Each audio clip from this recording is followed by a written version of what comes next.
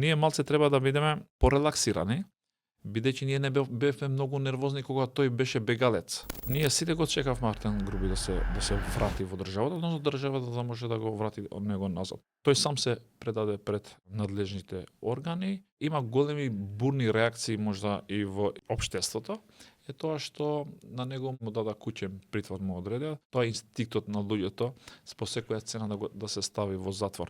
Предизвршната постапка е во тоа дека ние немаме информации внатре таму кога бил човекот на распит. Многу е важно да има факти и аргументи кои се тврди и кои ќе на него после ќе му се осуди ако се утврдат дека има направени такви кривични дела. Ние малце треба да бидеме порелаксирани, бидејќи ние не бевме многу нервозни кога тој беше бегалец.